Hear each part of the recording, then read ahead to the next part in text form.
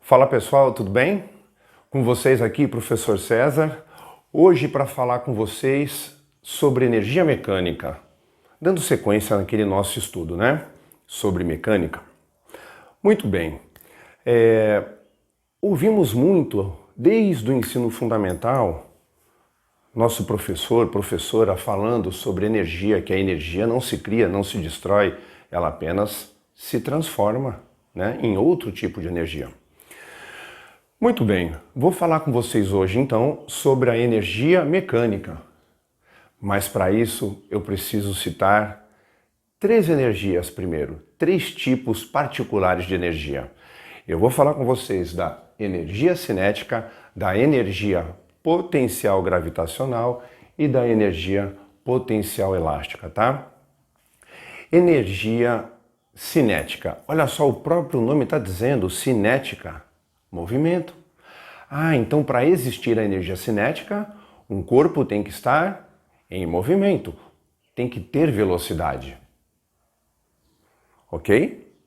E para a gente determinar essa energia cinética, nós precisamos da massa, velocidade ao quadrado sobre 2. M, massa medida em quilo, sistema internacional, velocidade medida em metro por segundo no sistema internacional. Energia potencial gravitacional.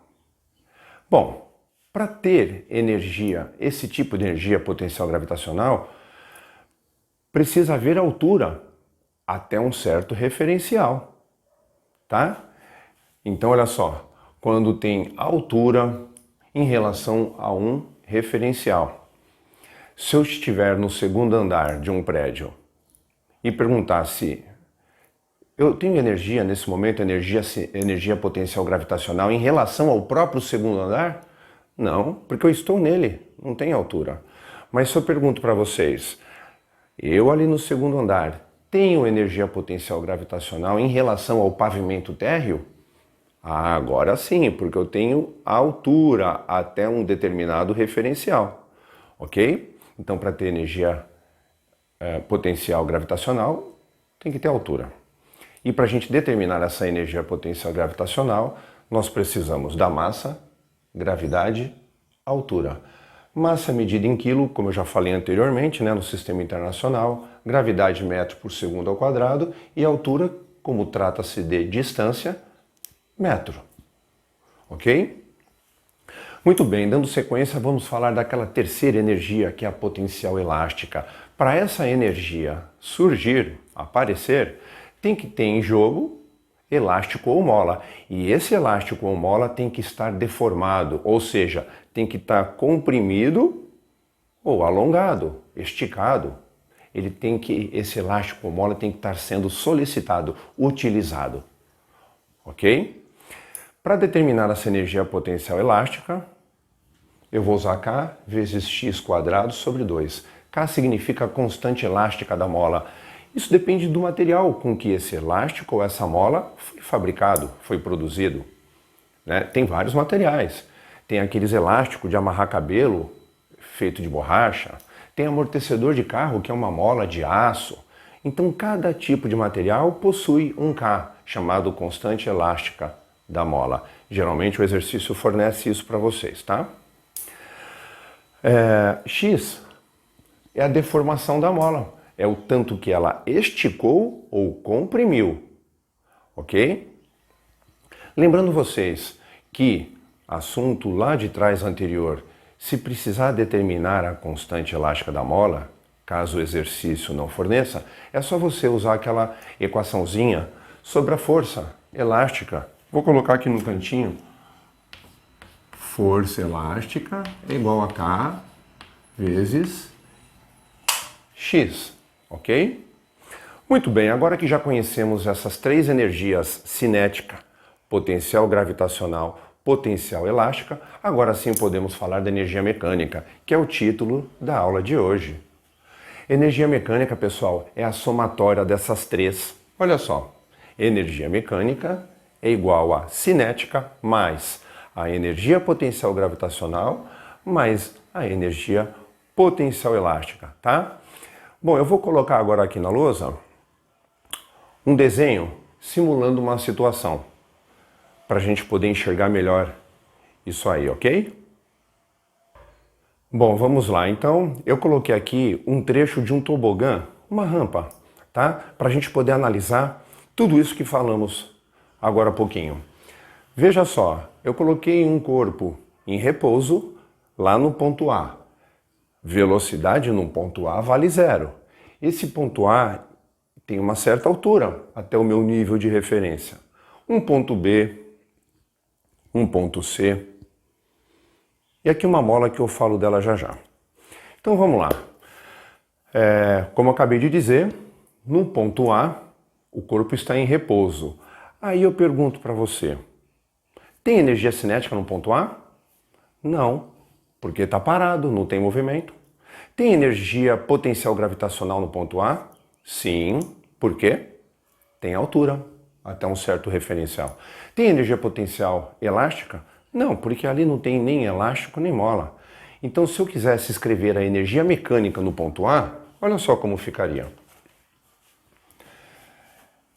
Energia mecânica no ponto a princípio é a soma de todas, conforme falamos anteriormente, né? Tá aqui. Só que a gente analisou que algumas delas não tem. Por exemplo, no ponto A não tem cinética. No ponto A não tem potencial elástica. Portanto, quem é a energia mecânica no ponto A? Só potencial gravitacional, tá? Aí eu venho aqui, ó, e vou dar um peteleco naquela bolinha para ela descer a rampa. Veja só, essa rampa não possui atrito nem resistência do ar, ok? Nada para atrapalhar. Sendo assim, quando ela começa a descer, o que acontece com a velocidade dela? Aumenta. Aí eu te pergunto, a bolinha passa pelo ponto B? Sim, lógico.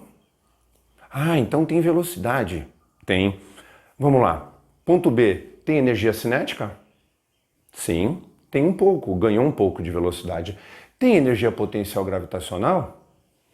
Sim, diminuiu, porque a altura diminuiu, mas ainda tem um pouco. Tem energia potencial elástica? Não. Ponto C não. Ponto B, desculpe. Não. Então quem é energia mecânica no ponto B?